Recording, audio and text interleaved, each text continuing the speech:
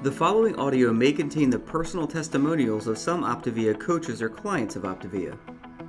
The results relayed in these messages are based on the unique experiences of the participants, and we cannot guarantee like or similar outcomes. While you may be inspired by these accounts, please note that any stories of success have not been verified and your individual path to optimal health will vary. As always, it is our recommendation that you consult with a healthcare provider before starting a weight loss program. Yours in health, the OPTAVIA team.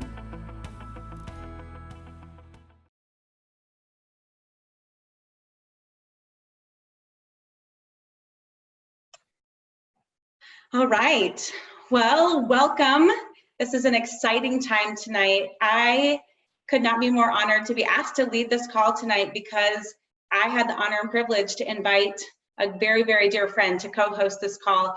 So Karen is going to introduce herself in a little bit, but I am so honored to have Karen Brower next to me tonight leading this call. We actually grew up together in Holland, Michigan, and we went to youth group together, and through the power of Facebook, we're able to reconnect. And so we want to know where you're all from, which so many of you are already putting it in the chat. Gosh, they're going so fast I can't even read them. San Francisco, Colorado. But tonight I also want you to put in the chat who introduced you to OPTAVIA, not the name, but the role they played in your life. We thought it would be neat since Karen stalked me on Facebook for 7 years and we were friends from church. It'd be cool to see all of the roles of people who introduced this amazing life to you. Friends. Because OPTAVIA is about so much more, right? Than just losing weight. This is a whole transformative process in this journey. Look at us, stranger, friend, volunteer. Oh, some people from Marietta. That's currently where I live in Atlanta, Georgia. So I'm going to go ahead and introduce myself. My name is Nicole DeWard. I'm a certified health coach with OPTAVIA. I've also been a certified personal trainer for 11 years. I'm a corrective exercise specialist and behavioral specialist, as well as a group training specialist. And I own a studio here in Marietta, Georgia, where we do fitness, nutrition, and therapy. And I totally, hands down, owe it to OPTAVIA to have my own studio. Because when I was a personal trainer before, without being a coach, I really had a huge mess. And so I'm grateful to the dietitian who introduced OPTAVIA to me 8 years ago, and then in turn was able to help so many people and be able to create an environment within a wellness center that was a foundational approach of OPTAVIA, and I couldn't be more honored to do that. And for me, that created a little bit of structural tension in my life. There was this place of knowing that I really wanted to have more, but working at a corporate gym, which is where I was, I wanted to be able to do more than that. And so I identified where I was and where I wanted to be and had some tension along the way and some action items. And not gonna lie, there was some fear in opening my own center. But we have now owned our center for the last 6 years, and we're getting ready to relocate to a bigger space. And again, thank you, OPTAVIA. So tonight, as we go into this idea of structural tension, you'll actually find it in Dr. A's Habits of Health in Chapter 4 on the importance of choices. And so when we look at choices, it's all about a decision. And as a personal trainer, I typically have people come into my office and they have all of these ideas about what they want to do. And they know what they want to create. They want me to tell them how it's going to happen. And I let them know very quickly that it's not necessarily about the how. We've got to spend some time identifying the why. And I'm sure you've heard that before. But you gotta know the why before the how. And so we titled the topic tonight, not just structural tension, but burn the boat, baby. Because that's pretty fancy and fun to say burn the boat, baby. And today on Karen's Facebook page, she had a really awesome picture of a boat totally on fire. So I wanna set up what burn the boat, baby means. And then we're gonna go through 3 different strategies and tools that we wanna share with you tonight that have been important in our own life and that we get out of the Chapter 4 in Dr. A's Habits of Health, as well as what we learn in our OPTAVIA community. And so burn the boat. So join me in getting in your boat. You're coming upon this thing, no matter if you're making a decision about your body, about your mind, about your finances, some sort of goal that you have, and it's time to decide. It's time to decide what it is you want. And so you get in your boat and you tool on over to your island of decision. And here you are at the island of decision, and you're like, yes, that's it. How many of you, put a 1 in the chat if you've ever made a decision, because you were 100%, you were all in, baby, and then like 3 days later, you're like, yeah, no, I don't think that's really that important to me anymore. Like, that just got really hard. And Karen likes to say, we do hard things. And she's going to talk a little bit about doing hard things. But that's what happens. And what I propose is that when we tool on over to the island of decision and put our boat on the shore, and we check out the island, and it's pretty awesome, but in 3 days, it's not so awesome, and things get hard. We get back in the boat, and we tool around and check out some other things, only to find out what we really want was over at the island of decision. And so we go back over there again, put our boat on the shore, tool around, check it out, and then we're back and forth. If you've ever heard of yo-yoing, that's another analogy of that. And so what we want to propose to you tonight is it's time to burn the boat, baby. It's time to say, you know what? This is really, really, truly, truly what I want. And so I'm going to not only take my boat over to the island, I'm not going to leave it on the shore. I'm going to burn it. So that this is actually for sure, no matter what, this is what I'm doing. But it all comes down to having a foundational choice. And we're going to discuss foundational choice, primary and secondary choices tonight, because if you don't have a foundational choice, and in Dr. A's Habits Health, he says, it's about what you stand for. So if you can't identify what you stand for, you can't really make a fundamental choice, right? It's a fundamental choice. It's your foundation. I think of the story about how the wise man built his house upon the rock and the foolish man built it upon the sand. It's easy to get washed away. But when you have something built upon the rock, which for some of us, that means something totally different as well, but the analogy still stands that you have to know what you stand for. You got to know what you stand for. And so when you make that decision, you have your fundamental choice. You've got to have primary and secondary choices. Your primary choice is the goal. So you have your fundamental choice, which is what you stand for, and then your goal within that. And the secondary choices are the action items. So I just want to set that up at the beginning, that we have this big idea as we go to the island of decision. No longer are we leaving our boat on the shore. We're going to burn it so that we can really identify what it is we stand for, set up the goal, create the action items, which are the secondary choices along the way, because we don't want to be about solving a problem, right? We want to be very creative in our verbiage and be clear. And that's so important about having a coach, because without clarity and without partnership, I love that quote that just came up in the chat, if you don't stand for something, you will fall for anything. And that is so true. And so I want to go ahead and bring on Karen tonight and have her introduce herself and her story, because she knows the truth and the power of standing for something and making a decision. And I can't wait for her to share that with you tonight. Karen? Thanks, Nicole. I'm so super excited and honored to be a part of this call tonight. My OPTAVIA journey did start in December of 2017. And like Nicole said, I had been stalking her on Facebook for about 7 years prior to that, because I wasn't quite ready to burn the boat and make that decision. But I was excited to still glean some wisdom from Nicole as I was watching her on Facebook, and knowing that she had a nutritional component to her training was what really inspired me. And I think that it was about 8 years ago that she posted that health starts in the kitchen. It's 80% nutrition and 20% exercise. Mm-hmm. And that just stuck in my head, because I was like, oh man, it's more important what you're putting in your mouth than what you're burning in the gym. And that really stuck with me. And when I decided to reach out to her, I had been post-bariatric surgery. In 2008, I had a gastric sleeve surgery to try and fix what I had done to my body. And the surgery was successful, and I lost a lot of weight until I went back to work after being a stay-at-home mom and had a sedentary, stressful job. And I turned back to food as a comfort and a way to manage my stress, knowing that that wasn't a good choice, but not having a tool to do it differently. So I gained back a good portion of the weight that I had lost with the surgery. And my surgeon did say you can out-eat any surgery. And I was determined at the time. I'm like, no, I'm not going to gain it back. I'm not going to go through this and gain the weight back.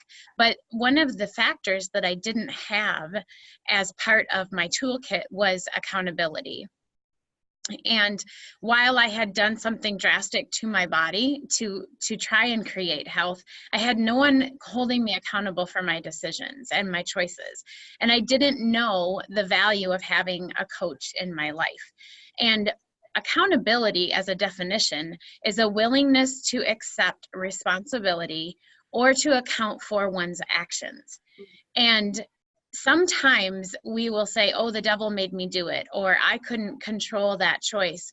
And the reality is, when you have a coach in your life and someone who's willing to hold you accountable, you have so much more power, because we're better together. First of all, that's one of the hashtags I use all the time, is we are so much better together because we lift each other up. We support one another. It's one of the foundational tools of this program. And when I reached out to Nicole and decided to start this program, I was so excited to have that help, to have that person in my corner, to have someone cheer me on and to believe in me until I believed in myself. And that's still a journey I'm on. I haven't quite grasped that full belief in myself yet, but that's what Nicole's for. She's there to believe in me until I get there. And one of the things with accountability is that you have to be honest about where you are. When you get to that island of decision, you have to really say, this is where I am. When I started this OPTAVIA journey, I had to be honest and say, I'm 240 pounds. That's not a good place to be. I need to do something about it. And I had to be ready to do something about it and be willing to ask for that help to do it. Because in my life, in most areas of my life, I'm not afraid to ask for help from anyone if I don't know how to do it, except my health. Because when you're overweight, it's embarrassing and it's uncomfortable and it's not a fun place to say you don't know what you're doing. But until you're able to do that and be vulnerable and transparent, it's going to be way harder to try and change, because when you decide that someone else could maybe help you better than you know, there's so much empowerment in that. And you are able to really be honest about who you are and be willing to let someone see who you really are and where you are in that place. And then when you allow someone to hold you accountable, you have to be willing to take that feedback. And that can be really hard because it can be painful. And that's okay. And I just want to share a quick story about when I was held accountable and I wasn't happy about it. My husband joined me on this OPTAVIA journey and also has lost a lot of weight. And my lights just went off. I was having a moment of stressful eating one night, and I ate a chocolate chip muffin from the gas station. And I will admit that it tasted good, wasn't a good choice, and I didn't effectively hide the evidence like good emotional eaters do. And my husband the next morning said to me, "Oh, you had a chocolate chip muffin." And I was so mad. I was like, who are you to tell me that I can't eat what I want when I'm emotional? And I didn't respond to him, but in my brain, I had all these thoughts. And then later that night, I said to him, I was really mad at you when you said that to me this morning. And his response was, "Oh, well, I was just pointing it out." And I said, "But it was nothing about you. It was all about me and the fact that you held me accountable." And it took me the day to realize that he was right.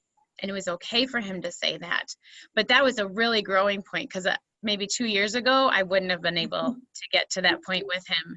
And whether it's my spouse or my coach or my boss or someone in my life holding me accountable, it's a really, really good thing. And it's a powerful tool to be able to have. That's awesome. Thank you for sharing that vulnerability moment.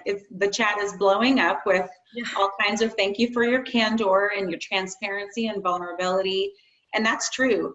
Not when we're coaches, we're always all clients. None of us have ever arrived. You may think that your coach has it all together and never struggles, but that is completely incorrect. I have a very dear friend who used to tell me, you need to tell all, she's lost 200 pounds, and she said, you need to let everyone know that their story is not special, Nicole. And I said, I could never say that to people. I could never say that, but here I am, saying it to over 2,000 people that our story is not that special. And what she meant by that and how she clarified was, our stories are all the same. Our stories are all the same. The things that I think in my head about my body, my monkey mind that I have to talk to my coach about is the same things that Karen talks to me about, and the same things that her clients talk to her about. We all are in this together. It might have a little different shift on the day, but at any given time, we all have the same types of things that we struggle with. And so struggle is opportunity. There are opportunities for growth. And when we use some of these tips and these strategies and structures that we're going to give you tonight, it's going to really help you move the needle forward in your health. And so we're going to move on and talk about this idea of structural tension. And for that, we have our ever famous rubber band analogy. I see a lot of new clients on the line, and I'm so thrilled that this is your first webinar, and this is not the last time you're going to hear this rubber band analogy. And for those of you who have been around for up to years and have heard it lots of times, repetition is key. So we have this rubber band analogy that there is tension on the band. And anytime you make a decision, you have where you are and what you ultimately want, and there's tension there because you're not where you want to be yet, right? And so we have this rubber band that's representing, here's where I am and here's where I want to be.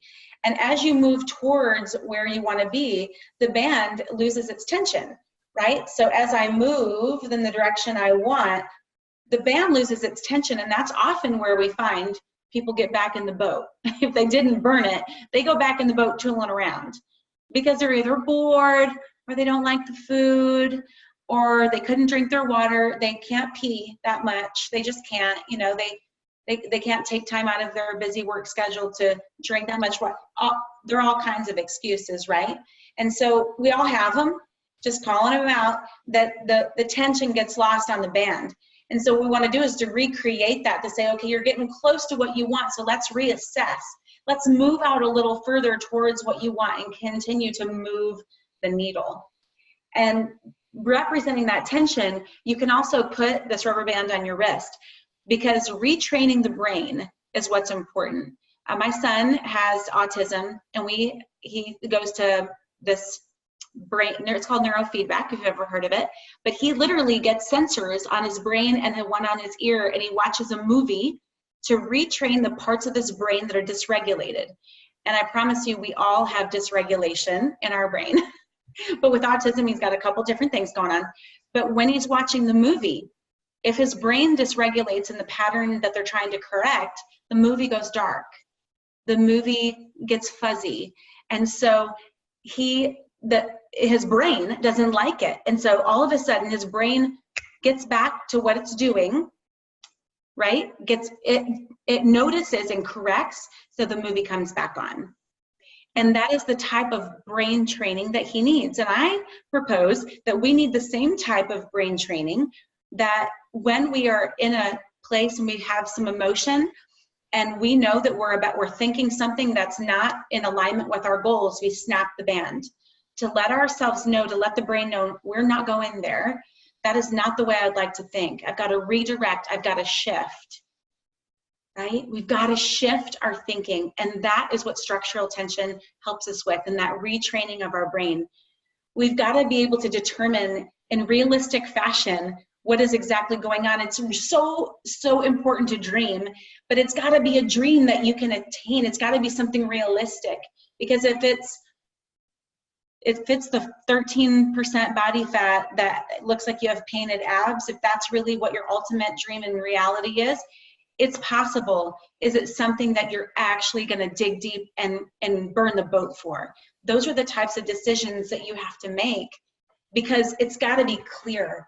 It's got to be timely. You've got to have action items to move you in that direction. It doesn't have to be something you can have a long-term forever goal. You can have a goal that you'd like this month or this week or this day.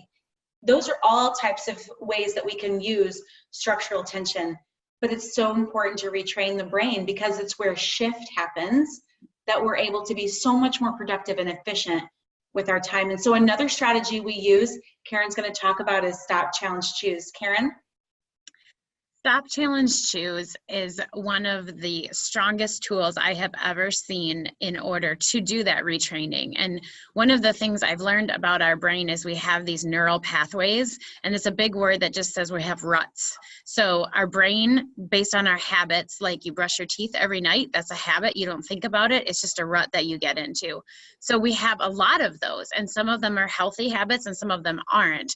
But it's hard to change those pathways, but by creating new habits is a way to do that. And stop, challenge, choose is a really good tool to use to start retraining your brain to get a new rut in place. And what I have recently realized, like seriously in the last 2 days, what I realized is that emotional eating is a rut for me. It's a rut. When I get stressed, I want to eat. I don't know why that feels like it fixes it, but I've been doing it all my life. Happy stress, sad stress, bad stress. You know, I heard the acronym BLAST, and these are the emotions that you often use when you're eating. You're bored, you're lonely, you're angry, you're sad, or you're tired. And those 5 emotions can cause you to eat for whatever reason. And the stop part of the stop, challenge, choose is to identify which emotion you're feeling at the time. So my husband and I just bought a new house. I'm feeling really emotional about that. And I wanted to eat Hershey Kisses last night. But as I went to reach into the bag and get a Hershey Kiss, I even started to unwrap it. And I said, nope, I don't eat Hershey Kisses. And I put it back. And I didn't tell myself I couldn't eat it, because I absolutely could. But I said, I don't do that. That's not part of who I am. I don't do that when I'm stressed. So I didn't want to have regret later because I ate that. So I stopped myself. I challenged the behavior by telling myself, I don't do that. It's not a part of who Karen is anymore. And then I chose to put it back in the bag. And we choose the behavior. If we don't challenge the emotion, then we are not choosing the behavior. If we just stop and choose without that challenge component, then we're just reacting. We're reacting to that bored, lonely, angry, sad, tired. And that's not how we want to do it. It's not going to be effective long-term, and it's not going to reprogram our brain. One of the things that I absolutely love about our brains is that we can change our brains by using our brain. That is really just the coolest thing, that our brain can fix itself. Our brain can reprogram itself into having new and better habits. And that's what we're trying to do. We're trying to create habits that serve us and that are better and that give us the health and the vitality that we're looking for in life. And that emotional habit of going to chocolate when I'm stressed is not serving me at all. And the regret is not worth the indulgence in the moment. So I challenge you to stop, challenge, and choose the next time that you are feeling emotional and that you are wanting to make a choice that's not benefiting you. And the point here is that it's a choice. If we say, oh, I'm just going to cheat, and that's the choice that we're making, I don't like that word, because cheat sounds naughty and it sounds insubordinate, or like we're going to get a punishment from it. But when it's our choice, we can see that we are holding the power in that moment. And through my whole OPTAVIA journey, I have really felt like every thing I put in my mouth is a choice. Every time I exercise, it's a choice. Every time I drink the water, go to bed on time, reduce the stress in my life, meditate, any of those habits that we're trying to grow, it's a choice I'm making. And every time you make a choice, it's either getting you toward your goal or is taking you away from your goal. And one of the things in the challenge portion of the Stop Challenge Choose is to ask myself, is this going to get me toward my goal? Is this keeping me on the island of decision, or am I getting back in the boat? And I would really rather have a big history of boat burning rather than getting back on the boat, because sometimes on that boat you get seasick, and that's no fun either. Back to you, Nicole. That's so great. That's seasick, AKA yo-yo. That's so true. I love the part that you talked about standing in your power, because every minute, right, of every day, you get to make a choice about what you're going to do. And there is so much freedom and structure. I love talking to people about making a decision about what they're going to do and having a framework of structure. And then they tell me about how much freer they feel knowing what they're going to do. It's like this, the heavens open up in this place of efficiency and energy. You don't carry around all this junk with you because you're always trying to talk yourself in and out of things. I do find that a lot of times we end up having indifference, and indifference and rebellion to me often go hand in hand. When you come into a place of indifference and you try, or you begin to act like you really don't care, that's a slippery slope, friends. And I really felt it was on my heart to share that tonight, that if you are in a place of indifference, there's this mountaintop experience and how you're so thrilled about getting healthy, but the reality is that it's hard. And you get the choice to do hard things. And there's another thing I heard that says, try easy. And if you decide that it's easy, then it can be easy for you. If you decide that that's what you want, then you create the momentum in your life that opens all of that up for you. But if you are choosing indifference, that says that you really don't care, that's a slippery slope, and the rebellion just perpetuates itself. And you do all kinds of things that you know are not going to move you in the right direction.